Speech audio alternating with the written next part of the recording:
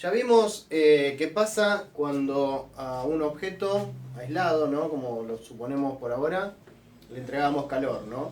Y cambiaba su temperatura. Dependiendo de cuál fuera el calor específico de ese objeto, el cambio de temperatura iba a ser mayor o menor para una igual cantidad de calor. Lo que habíamos escrito en ecuaciones era que el calor que entregábamos era igual a la masa por el calor específico por la temperatura final menos la temperatura inicial. Entonces, si entregábamos calor, si el calor era positivo, entonces la temperatura final iba a ser mayor que la temperatura inicial. ¿Está bien? El cambio en la temperatura dependía de el calor entregado, de la masa del objeto y del calor específico de ese objeto. Bueno, habíamos hecho cuentas, pero lo que habíamos dicho era que, por ejemplo, cuando calentábamos agua, teníamos que tener en cuenta que esta ecuación del cambio de temperatura sirve siempre y cuando no haya un cambio de estado, ¿no? Por ejemplo, si yo tengo, digamos, una olla puesta para cocinar fideos, que es cuando yo necesito que el agua hierva, ¿no? Entonces, prendo la hornalla y lo que va a pasar con el agua es que va a empezar a subir la temperatura. Sube la temperatura, sube la temperatura aproximadamente de manera monótona. Es decir, va subiendo la temperatura, digamos, en un minuto sube 10 grados, a los 2 minutos subió 20 grados, a los 30 minutos subió 30 grados, y eso sucede hasta que llega a una temperatura que se llama la temperatura de cambio de estado.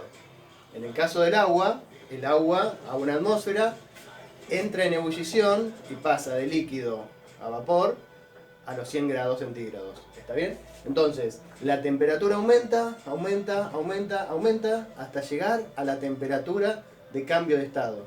Y en la temperatura de cambio de estado lo que pasa con el objeto es que empieza a absorber energía. Las moléculas empiezan a absorber energía y en un momento, cuando absorbieron la suficiente energía, cambian de estado.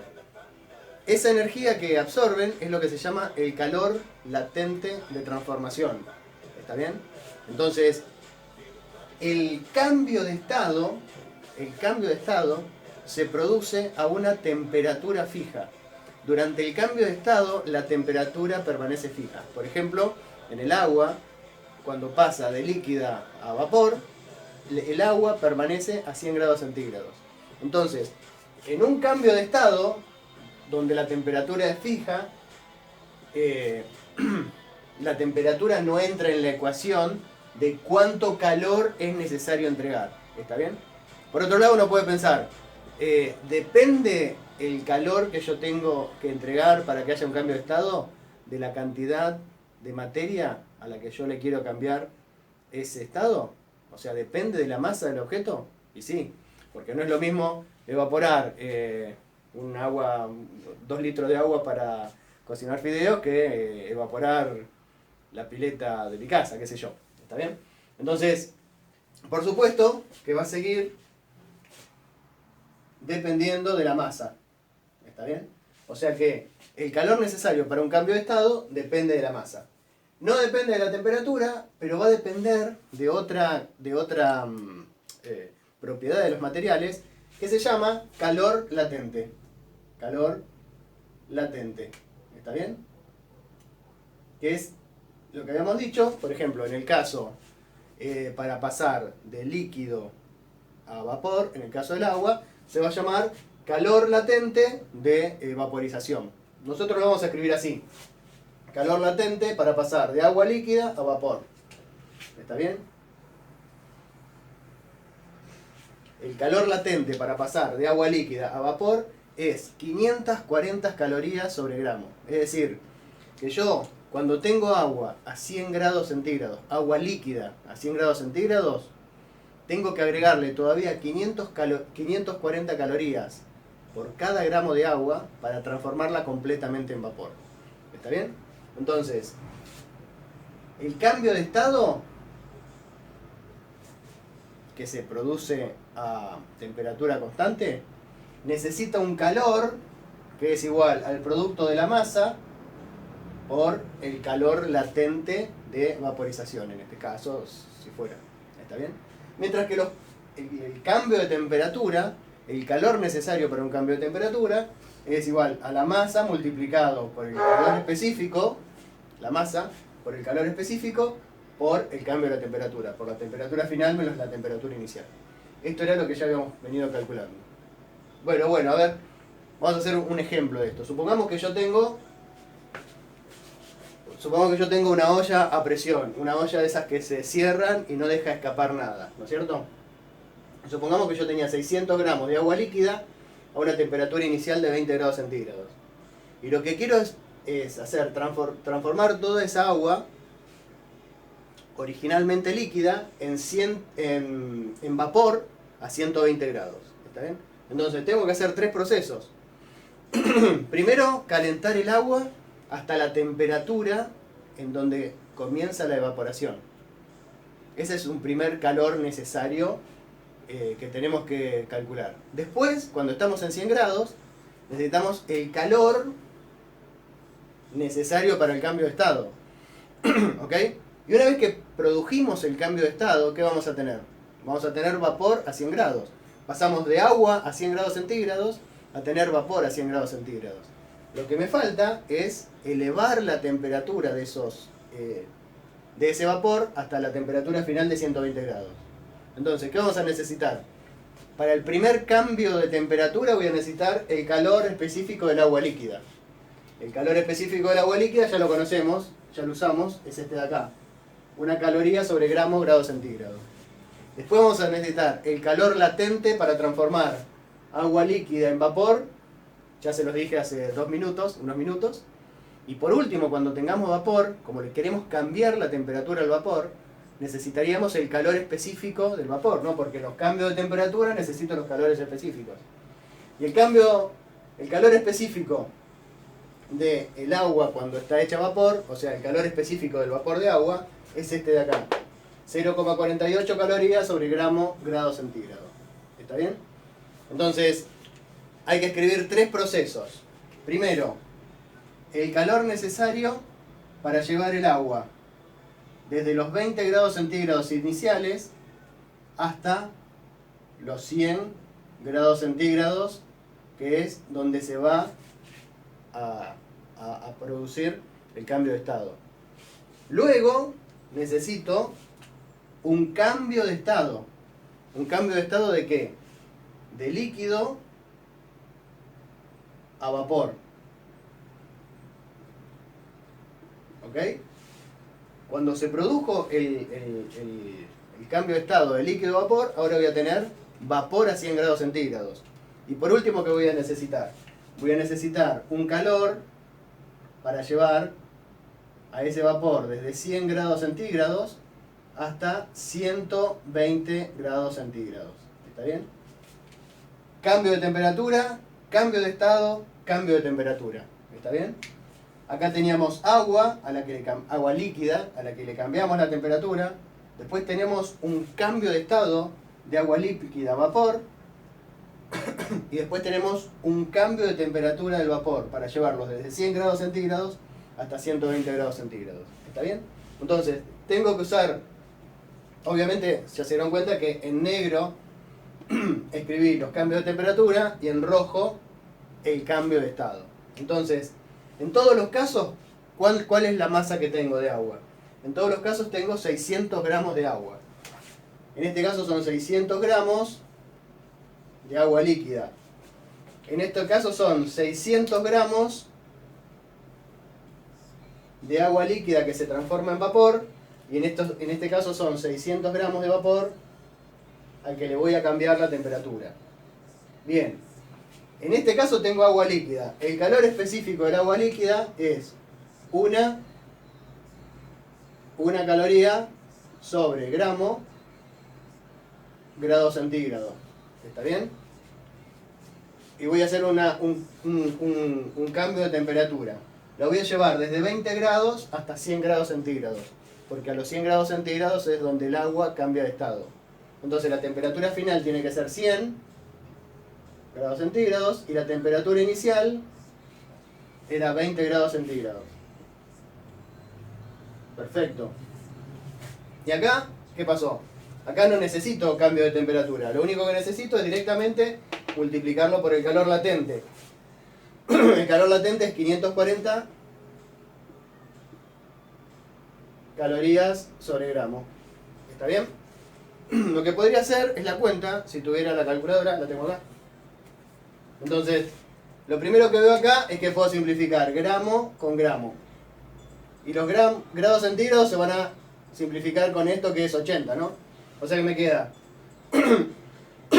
600 por 1 por 100 menos 20 es 80. Esto me da 48.000 calorías sobre grados centígrados. Multiplicado por grados centígrados me quedan calorías. O sea que el calor necesario para llevar el agua, estos 600 gramos de agua, de una temperatura inicial de 20 grados centígrados a una temperatura final de 100 grados centígrados, es 48.000 calorías. Ahora tengo 600 gramos de agua a la temperatura de 100 grados centígrados. Para hacer que esos 600 gramos de agua se conviertan en 600 gramos de vapor a 100 grados centígrados, tengo que entregar esta cantidad de calor. Gramo se va con gramo y 600 por 540 es igual a 324.000. 324.000. No, 324.000. A ver si no hice nada mal. 600 por 540. Sí, 324.000. 324.000 calorías. ¿Está bien? Entonces fíjense la cantidad de calor enorme que hace falta desde que yo llegué a la temperatura de cambio de estado para hacer que se produzca ese cambio de estado. Por eso uno cuando pone los fideos el agua para los fideos, pasa un rato, qué sé yo, 5 o 10 minutos y el agua empieza a hervir. Pero si quisiera esperar a que toda esa agua se evaporara del todo, lo tendría que dejar muchísimo tiempo sobre la cocina, ¿no? Porque la cantidad de energía necesaria para que toda esa agua se evapore es un montón. 324.000 calorías. ¿Está bien? Pero bueno, supongamos que lo dejamos el suficiente tiempo y ahora tenemos, ¿qué cosa? Tenemos 600 gramos de vapor a 100 grados centígrados. ¿Y ahora qué queremos hacer? Queremos que esos 600 gramos de vapor aumenten su temperatura hasta llegar a la temperatura final de 120 grados. Entonces, ¿cómo hago un cambio de temperatura? Vuelvo a esta ecuación de acá. Necesito la masa del vapor y el calor específico del vapor. El calor específico del vapor de agua es 0,48 calorías sobre grado centígrado. ¿Está bien? La temperatura final que quiero es 120 grados. Y la temperatura inicial a la que estaba era 100 grados, ¿no? Porque una vez que terminé de convertir el vapor, me quedó el vapor a 100 grados centígrados. Entonces, ¿cuánto es esto? Bueno, vamos a hacer la cuenta. Me queda, bueno, como siempre, ¿no? Gramos se simplifican con gramos y los grados centígrados se van a simplificar con esto de acá. 120 menos 100 es 20 grados centígrados. Entonces me queda 600 gramos por 0,48 calorías sobre grados centígrados por 20 grados centígrados. ¿Y eso cuánto es? 5.760 calorías.